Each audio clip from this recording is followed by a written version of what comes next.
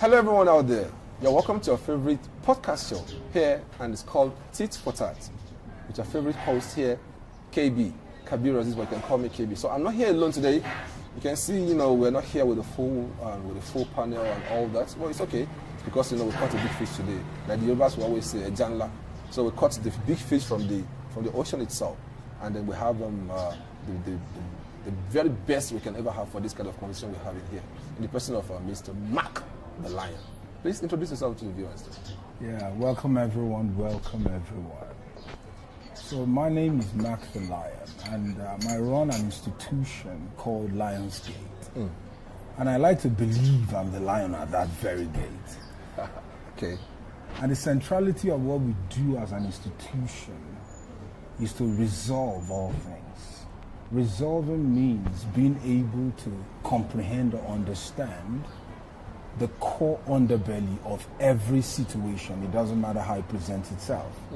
So by resolving it, you get to the core of what is the driver of life, or everything that pertains to life. Like, we do a lot of teachings, we do trainings, I speak, I motivate, I empower, and most of our programs that we run is all designated to get people to be able to not only understand life as it is, the things they are called to do, the assignments that are before them, and how to be able to manage their life exceptionally well and produce and maximize their existence. So I like to, because when people ask me, what exactly are you, or what do you do? I like to just say I resolve all things, because resolving really has to do with breaking everything down to its minutest understanding. And from there, you can be able to bring changes and make the decisions that are qualitative to bring you to a place of relevance in life. Boom. Now you can see we have the right person here for the job today, right?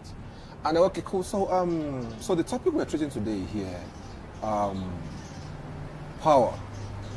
of information, or power and information. To break it down though, because we all know everyone from in one way or the other must have heard the word power. Yeah. And the other ones must have heard information. Yeah. So now to break it down now, to you, what is power? Power, power as it sounds. How do you then explain power?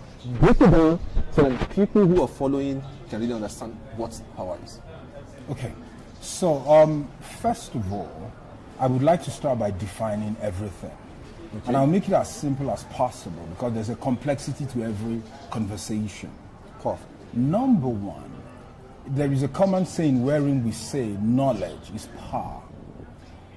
But you have to understand that knowledge in itself is not power.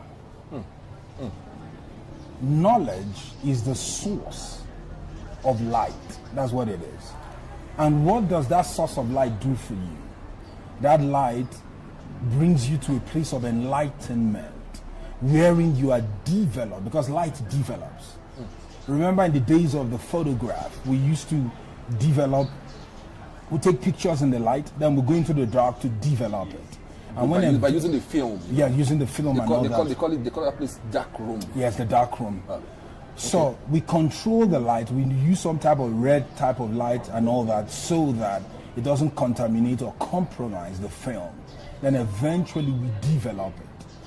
Then we are not able to see it in the light, because without light you can't actually appreciate or see the colors or the tonality of things. So light in itself develops. But information, it's not light. Information is data. And data is designated to give you an endowment through which you are able to make decisions based on that information that is presented for you. For example, if I tell you something, I immediately present you with an option to make a decision. That decision will be regulated by the information you have.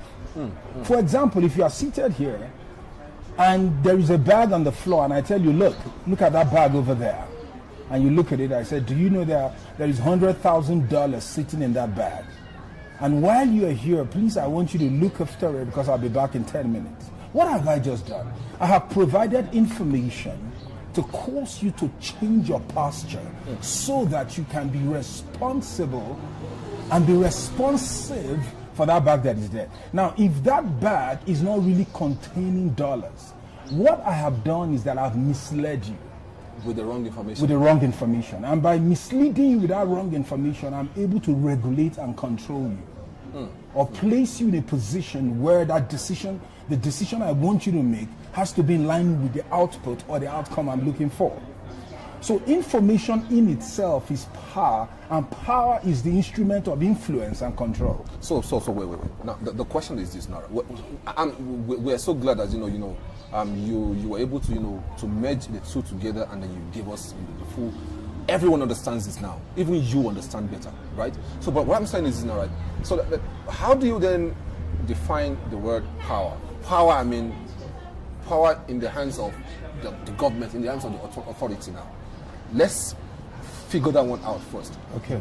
To you, how do you place that? How do you explain that to people? We've heard power of information now. The definition was clear. So now, power now in the hands of the authority now. How do you define that? Okay, see.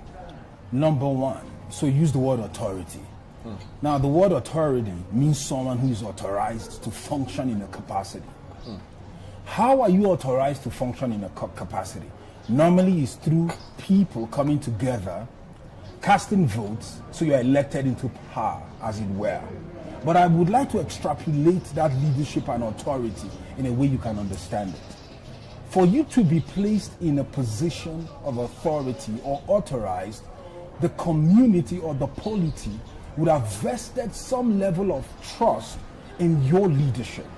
And by so doing, they go in and cast the vote. And since most nations on the earth operate by a democratic system. So are you saying now, before one is given the power, yes, people must have a level of confidence in them. Now, this is what you need to even understand. If they don't know him personally. Now, remember your question was in the context of authority. Thank you. You can be someone who's very powerful, but you are not an elected official. Because the word power has to do with influence. See, influence is me getting you to do what I want you to do without necessarily making you do it. I'm not forcing you, I'm not commanding you, I'm not instructing That's you. That's influence, right? Power That's influence. Power is what you're talking about. And power itself is an effect. See, if I speak to you and you feel some kind of way as a result of what I've told you, at that point in time, I've exercised some level of influence on you. And that influence in itself is called power. See, power in itself is affectation. So when I make an effect, because what I'm saying is having some level of influence on you, so I'm having some level of effect on you. So power, in its core grounded understanding, is having effect on someone by a result of what you communicate with them. When you say something or you write something for them to read, then immediately I have some level of influence on you because I want an outcome as a result of that information I'm pushing. Now remember, I have explained also there are two kinds of power, which is negative and positive. If the information is wrong, which is what we call falsehood, I can use that power and effect a change on you negatively because I have a selfish interest or an end game I want to achieve with that information. And by so doing, I'm able to put you on a trajectory that pans out with what I want. But if I want you to have a general outcome, then I should be able to give you information and let you make the decision. Now, in the context of leadership, leadership is not strength in itself. When you occupy a position as a leader in a community, in a place, even in a family, you are exercising, you are in a place of strength. Okay, let me give you a perfect analogy to this. Beautiful. A car. So a car has an engine. The engine runs on fuel. Any type of fuel it runs on causes the engine to combust. And that immediately, watch this, that immediately has a propulsion or the capacity to propel that vehicle to move forward. But the vehicle will move forward just because it has an engine, just because it's on. You have to change the gear into place, which transmits the power from the engine into the drivetrain. And with that, now you are able to drive. Now, for you to be able to drive, you need strength. Because for you to be able to balance the wheel and the steering, you're exercising strength. But in order for you to accelerate forward, you need power. So now this is what I want to get you to understand in this context. Leaders are people of strength. Have you seen every time there is, like for example, 1st of October, every year the Chinese celebrate the year that the anniversary of the Communist Party coming to power. They call it Year of Snake or something. No, those are annual. Those changes every year. Those are their New Years. But I'm talking about the celebration of the Communist Party, because the Communist Party is the primary institution that runs the governance of the Chinese people. Now, when they do that event every year, the premier, who is the chairman or the head of the party, in this case Xi Jinping, stands in their open square. Then you see the soldiers and the people marching. Have you noticed that every time they march past, they call it a show of strength? A show of strength. Why? Show of strength. Okay. Because as a commander-in-chief of any polity or a leader or a mayor or a governor, what you exercise is strength. But strength. So are you saying now? Sorry. Yes. Come in. So are you saying now? The power we're talking about here doesn't really have that influence like that of strength. Okay, so because although we're it might mean we're digressing a little bit. No, I want to connect it. I want to connect it. Yeah, because there's a point I'm trying also to arrive at. Okay. You understand? And the point is, I want us to get down to, because while I was listening to your podcast, right? When you did the 7 types of elitism, yes. Right? We're going to get there where you then have to help us just slightly break them down a little bit in just 2 seconds or 4 seconds each, so that we can know which one has more strength and which one has more power. Okay, this is it. That's why I said, okay, fine. Let's get to power. The word power and information, or power of information. The reason why I'm connecting both of them is this. When you asked the question, said... The sun is really, really hitting my head. Okay. So it's fine. Continue. Remember, you asked the question, those in leadership, how do they have power? And I'm trying to explain to you that the position itself doesn't give them power. It only gives them strength. But men of strength power grab. Now they want to control the information, because they are not necessarily influential without that strength. If a president is powerful, it's because he occupies a place of strength from which he's able to juxtapose and grab power. And that power is the information he uses to regulate what the polity does. That's why when they come to power, the first thing leaders do is to find a way to control the press. Because anything that will throw them in a bad light, they try and block it. And anything that will blow them big as someone who is really doing what he's elected to do, they try and showcase it. In itself, in its core self, you have to understand that governance and leadership is force, and force is strength. That's why people who are in leadership doesn't necessarily ask your opinion when they make decisions on things they need to do. But what they now do is this: they try and control information. Why? Because they want to be influential. Remember, they are individuals who are authorized in order for them to function in a capacity. But for them to be able to do their work effectively, think about it. There are different presidents all over the world. There are presidents today that are highly celebrated, but they don't achieve anything. And simply because the media, they are a darling of the media. Then there are presidents that have also been there. They are never valued, because the media constantly hounds them, constantly criticizes them. So as a result of that, the media is fighting to make sure that that person of strength does not have the influence that he requires in order for his job to be easy in the polity. All right, sir. Sorry. Okay, fine. So, in a nutshell, though, so what you're saying is because the next question I'm going to ask is what you're trying to answer now. Yes. So what you're saying is this now, right? I'm coming to that word of the word power. Yes. So you just said now, because while you used a moving vehicle as a good example to say, okay, fine. When you change the gear will give power and blah blah blah blah blah. Okay, fine. Okay, cool.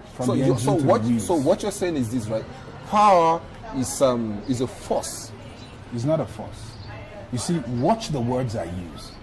Every time I use the word strength, I use the word drive, I use the word force. When I use the word power, I use the word information, effect, because at the end of the day, you have to make the decision.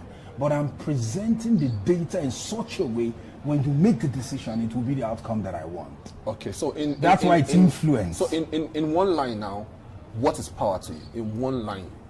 Power is effect, having effect on people towards a determined end. That's what power is. Towards a determined end. Yes. So which means towards a particular end. Yes. That's the one who's, because like for instance now, as we're sitting here now, right?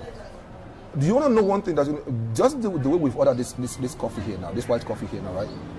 Did we use power to get this?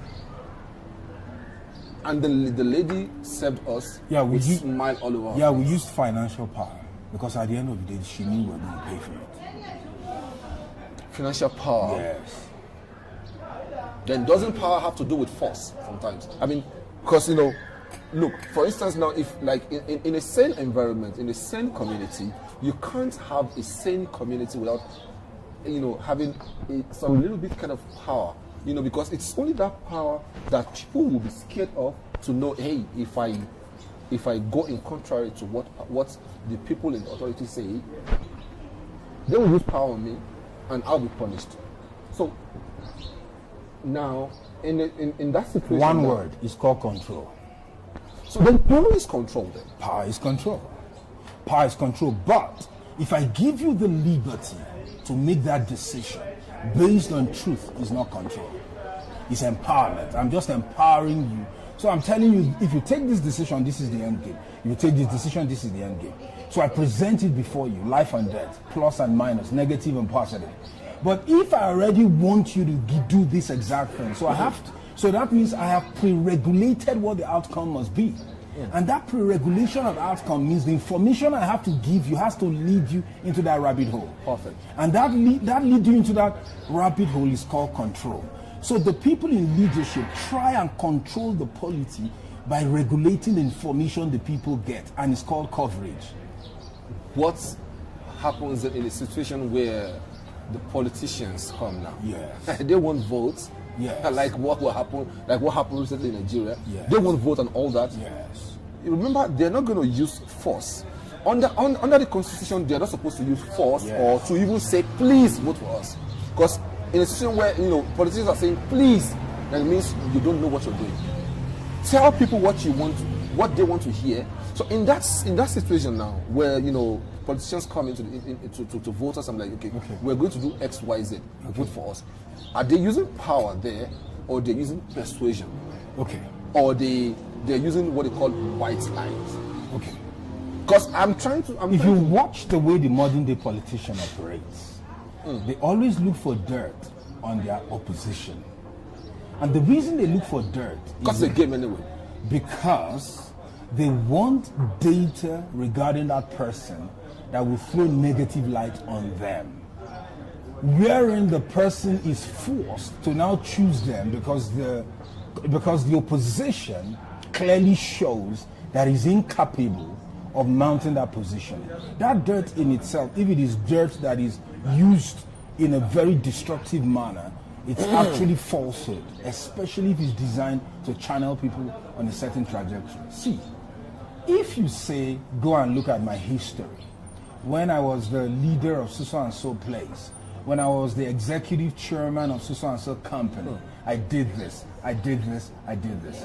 Go to the company, send reporters, send journalists, let them find out what the company reports. When I was the leader, the company grew by 200%. I was able to pay shareholders all this. What are you trying to do? You are trying to project information so that at the end of the day, they can compare him or her to the opponent, to the opposition, and now make a decision in line with that. So choices in itself is what is required in order for you to choose someone. Thank you. I was getting there because remember, these guys are looking for power. Yes, they're looking for power. But what they are looking for power, then there's still something they're using to influence people's mind. Okay. That thing they're using is what I'm trying to get from you. Okay. Remember, the question still boils back to what we said in the beginning. Influence is having an effect. if I have an effect on you, you will take an action. Because power is always targeted to an action. Someone has to act on it. And those can be in two ways anyway. I told my wife some time ago, she was talking about someone who was telling me something. I said, see, you would always know the effect someone has on me based on what I do after they've said it. I may listen to you, and listening doesn't mean I will do anything because I have to process that information. True. And many a times what people tell me is not what I do. But when you see me taking an action based on what someone tells me, that means they've had some form of effect on me. That effect is called power. Because that's what power is. You've had an effect on me.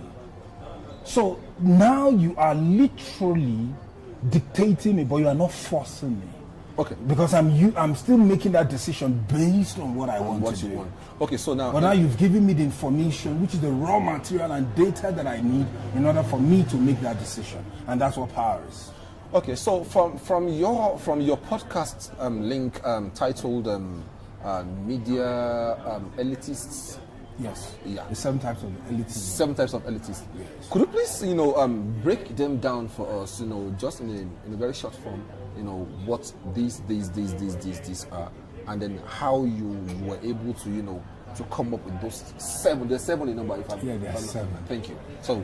Okay, so our society in itself is broken up into 7. Sorry, sir. Okay. Because before you go into that, right? I think, Karl Marx said.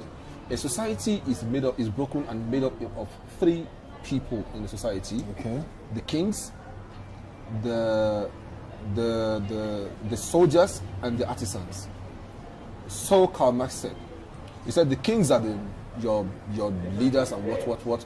The artisans are the people which might be made up of people of the lower class, of the middle class. You understand? And then also the soldiers. Soldiers are the ones. According to him there. So now you came up with, and then that was valid from his own view. You understand? And then I can say probably because he did that because that was back then when he did this. There was no technology, there was no this, there was no that. So now that we're in this era now, maybe we can call you our own Karl Marx of this era now. And then you came up with this 7 sets of people. 7 types. 7 types of people in the society, in the community. Okay, let me put it like this. Karl Marx is. I don't want to talk about Karl Marx, maybe because he has his own people. Was a philosopher and then people. Yeah, who likes his whatever. Are you a believer of Karl Marx? No, he existed. So when you say believer, I know he's a human that existed. But the things he taught were actually wrong. The things that's why his communistic, his Das Kapital. I used to joke many years ago. If you give me an 1800 publication of Das Kapital and you give me a tissue paper, I would take tissue paper over the publication because it's not worth it. What he's teaching is, no offense to all his fans, garbage. It's all pure nonsense. Is it because it doesn't add up? So you see, that's why. Is it because we're in the modern age now? Because I promise you, man, there's nobody that will say that will go out of university that will not even study Karl Marx in a way. Okay, let me explain something. Karl Marx originally was a young Jewish boy that grew up in Germany. He went through the vicissitudes of life and eventually came to a place where he saw that the monarchy was a domineering class against the working people. So he had to find a way to balance out what he felt should be the solution to all that he was trying to resolve. But at the end of the day, what he said did not work. Why? Because he ended up bringing about the death of about 50 million people under the former Russian or USSR as of that time. It didn't work. The Chinese, who also adopted it, under Chairman Mao, who was the stooge, literally, of Karl Marx. He also applied it in China, and history has it that the Chinese lost more than 20 to 40 million people under that system. The system the Chinese run right now, it's not Karl Marx's teaching. The only thing they are running, because you have to understand that it's a financial system. But without drilling deep into that, since that is not our centrality, this is what I want to explain. The 7 types of things I teach are eternal. If it was presented in year AD 101, it will work. If you present it in BC 885, it will work. If you present it 10 days after man was created, because I believe God created man, it will work. If you present it in 2023, it will work. It's eternal. It's not subjective to what is the modern day society. See, in this world, everything is layered into 3 and divvied up into 7. Everything in the universe 3 is layered into 3 and divvied up into 7. Those 3 ones, like, I mean, guys, you want to learn, right? And we would like to have that, you know. And then please don't forget to like, subscribe, and share, right? And then, you know, if you're really enjoying this, you know, we still have the powerful man himself here, Mr. Mark the Lion. And you know, I hope we're really taking good care of you guys here. So call on ourselves, you know, share these links, you know, tell them, call on your friends, you know, that, you know, something great is happening here. And then, you know, I promise you, man, if you listen and if you watch with an open mind, I promise you, you will learn a lot today. So you just want to, you know, open your mind, because, you know, like they always say, there's two sets of people. There are 2 sets of listeners in this world here. Those who come with their own mindset already, they just want to hear what you want to say, and those who come with an open mind. You understand? So, and I think if you open your mind, well, we're not saying you should unlearn what you know, but just open your mind for new space, for new things to come in there, and maybe you might grab something, right? So now those 3 people, those three layers before we get into the 7 divots. If I tell you to leave this place now, or let's go, once you slide out of your chair, you can only go 2 directions. Either you go vertical or you go horizontal. You either go up or you go sideways. Obvious. Or I lie down, or I just stay where I am. Exactly. Because not taking an option itself is not an option. Okay, so first of all, everything in the universe is layered into 3. Number 1, as we are seated here now, the floor where our leg is touching, from that to the core of the earth is 1 layer. Things we can't see. Wait. Say it again. We're standing on the ground. Okay. From the very place our feet is standing on the floor, all the way to the core of the earth is 1 layer. Okay. We call this subterranean. Subterranean. Okay. That means everything that exists, but we can't see. It's possible there's a great river. Are you listening, guys? It's possible there's a great river flowing under our legs. We don't know. It's possible that 2,000 meters into the air there might be volcano under there too. There could also be. There's subterranean, meaning that our eyes can't see it, but it's there. It's there. There are rocks. That's the number 2 now, right? That's number 1. Okay. Everything we can't see is 1 layer. Okay. Then second layer is everything that moves on the earth, that is terrestrial. Everything that moves on the earth is terrestrial. So layer 1 is fixed. It doesn't move. It stays there. It's fixed, literally, right? Okay. Except we disquiet it by excavating it. And that's where the treasures are. That's where everything that controls everything is. That's the things that are occurring in life that we don't know what is going on. Okay, then we have the terrestrial. Everything that is moving. The cars are moving. The train is moving. People are walking around. Animals are running loose. The dog is barking. Everything that is moving is on the ground. That's the second layer. The topic is still power of information. Yes. I hope you're learning. We are giving you some information now. Well, you might have heard of all this we're saying before, or you might not have heard of them before. But what matters the most is that we're sticking to the topic, power of information, and we're trying to share the information. You know, Mr. Mark here is just trying to let us know, you know, that the earth, is it the earth? Everything beneath the earth that you can't see. The earth. Foundational, fundamental. 3. Yes. And he said the first one is everything that is fundamental, everything that is foundational, everything that you can't see. This building has a foundation. We can't see it. We don't know how deep they went when they dug it up, but we know there's a foundation. And the That's why we are comfortable that this building won't collapse suddenly, because the beams and the pillars is all sent down to a foundation where it's permanently riveted to stones and rocks and concrete. Foundational. It dictates everything in the universe. It keeps everything in place. Number 2, everything that moves on the surface. Okay. That's the second layer. That's human beings and then Animals and all. Everything that can be animated. Movement, activity, they are all on the second layer. Then we have the third layer. The third layer is everything that is in the air. That you Oh, but you can't see, right? You can see it. The bird is flying in the air. He's in the third layer. Isn't that supposed to be part of the first one No. that we can see?